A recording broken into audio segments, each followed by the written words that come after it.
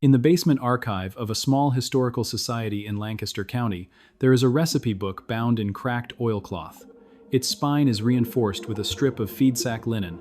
The handwriting inside belongs to a woman who signed her bread recipe with 3 initials and a date in the 1890s.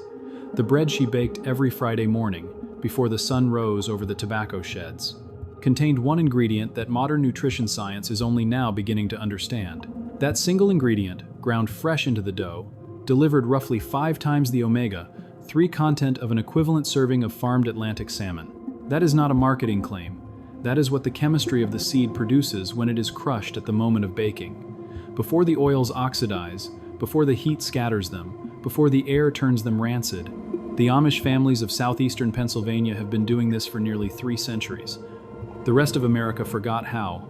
Sometime between the Second World War and the rise of the supermarket bread aisle, what you are about to hear is a reconstruction. A loaf, a method, a forgotten daily ritual that kept Lancaster County kitchens supplied with marine-grade fatty acids without anyone ever seeing the ocean. The recipe is simple. The history is not. The case begins with a discrepancy in the cardiovascular records. Decades of Johns Hopkins research on Amish populations has documented that adult members of these settlements show measurably lower rates of certain inflammatory conditions than the surrounding non-Amish population in the same counties. They eat the same regional produce, breathe the same air. Researchers have spent years isolating the variables. Genetics explain part of it. Physical labor explains part of it. The farm effect explains part of it. But one variable kept surfacing in the dietary recalls and refusing to fit the standard American nutritional model. It was the bread, not the wheat, the seed pressed into the wheat. In the cookbook archives of the Landis Valley Village Museum and in the community recipe collections preserved by Mennonite historical societies, the same ingredient appears again and again across the late 19th and early 20th centuries. It is listed under several names: lane, some, flax, brown seed, linseed, which is the older English word for it. What the Pennsylvania Dutch grandmothers were grinding into their morning loaves, their Friday loaves, their funeral loaves, was flaxseed. Not the rancid pre-ground powder sold in plastic bags today. Whole seed, cracked at dawn in a hand mill, folded into dough still warm from the sponge, baked in a wood-fired oven within 90 minutes of milling. That 90-minute window is the entire secret, and the loss of that window is the entire tragedy. Modern nutrition science measures the omega-3 content of flaxseed by a fatty acid called alpha-linolenic acid. A single tablespoon of freshly ground flax delivers between 2,000 and 2,400 milligrams of it.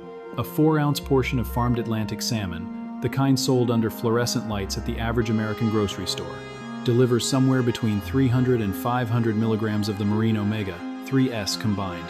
The math is uncomfortable. The Amish loaf, sliced thick, buttered with raw cream butter from the family cow, was delivering a multiple of the omega-3 load that the modern American is told to chase with expensive fish oil capsules and twice-weekly salmon dinners.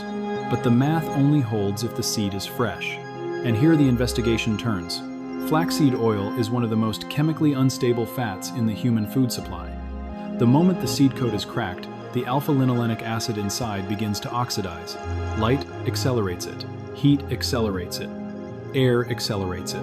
Within days of grinding, a significant fraction of the omega-3 load has degraded into compounds the body cannot use and, in some cases, must work to clear. This is why the pre-ground flax meal sitting on a warehouse pallet for 3 months, then on a store shelf for another 2, has almost nothing in common with what came out of a Lancaster County hand mill at 5 inches the morning. The Amish grandmothers did not know the biochemistry. They knew the rule their own grandmothers had taught them. Grind it the morning you bake it. Never the night before. Never from the bin in the cellar. Always fresh, always close to the oven, always folded in last. That rule is the entire reason the bread worked. Lancaster County records from the Agricultural Extension reports of the early 20th century show flax cultivation on a remarkable share of Plain community farms well into the 1930s. The crop served 2 purposes. The fiber became linen, the seed became food. A single acre produced enough seed to keep a household in daily bread for most of a year. The seed was stored whole, in sealed crocks in the root cellar, where the cool dark kept the oils stable inside the protective seed coat for months at a time. When refrigerated shipping arrived, when commercial bakeries scaled, when the soft white loaf became the symbol of American prosperity in the post-war kitchen, Flax disappeared from the mainstream bread aisle within a single generation. It was not banned. It was not condemned. It simply did not survive the supply chain. A seed that goes rancid in days cannot ride a freight car across 3 states and sit on a shelf for a month. The industrial bakeries needed shelf life. Flax could not give it to them. So flax was dropped. The Amish kept it because the Amish bake their own bread. The Amish kept it because the seed never had to leave the property. The Amish kept it because nobody told the grandmothers to stop. And while the rest of America was being told that margarine was healthier than butter, that breakfast cereal was a complete food. The women of Lancaster County and Holmes County, Elkhart County were quietly, weekly, generationally consuming a bread that the cardiology departments of major research universities would, decades later, struggle to explain. The question that drives the rest of this investigation is simple. If the loss of this loaf is one of the unaccounted variables in a century of declining American cardiovascular health, can it be reconstructed? Can a person standing in a non-Amish kitchen, in a small American city, with a standard oven, a grocery store within driving distance, recover what the Pennsylvania Dutch grandmothers were doing on Friday mornings in 1893? The answer is yes. The recipe is not complicated. It requires honesty about the 9-0-minute rule, and a willingness to do one small thing differently than every supermarket loaf in the country. You will need whole flaxseed. Brown or golden both work. The brown carries slightly more of the omega-3 fraction.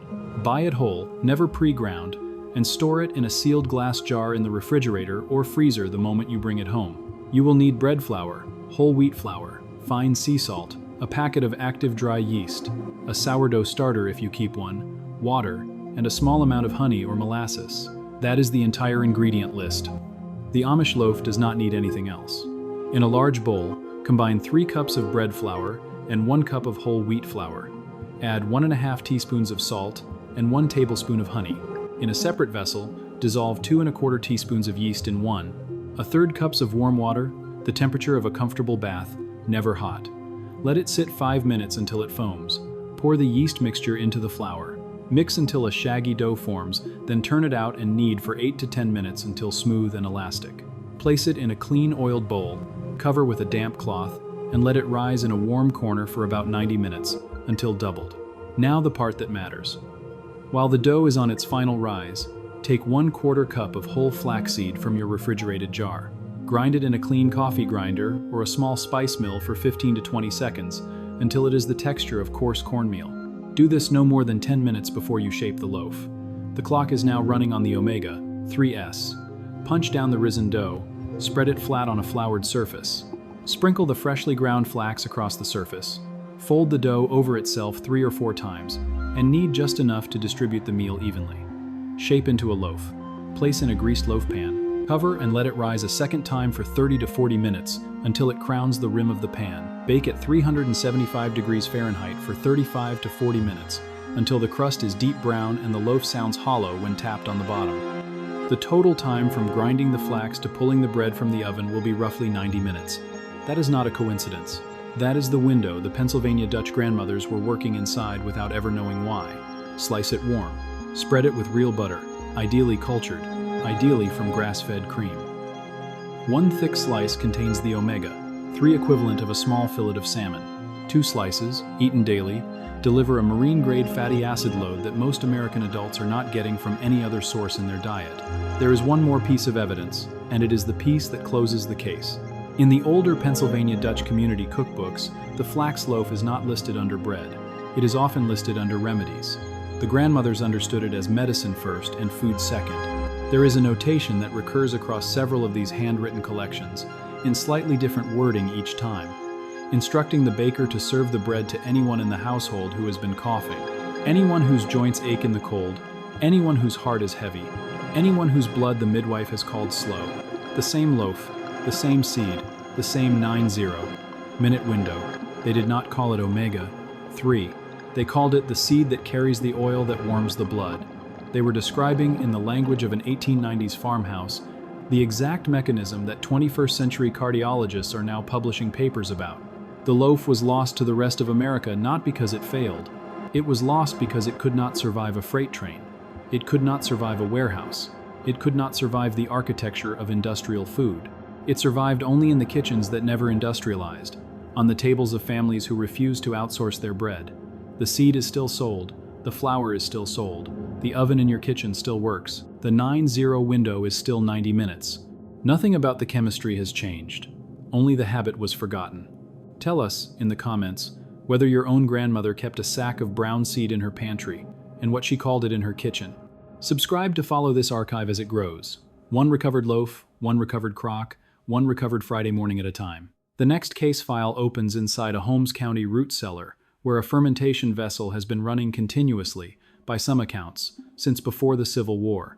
The evidence is waiting,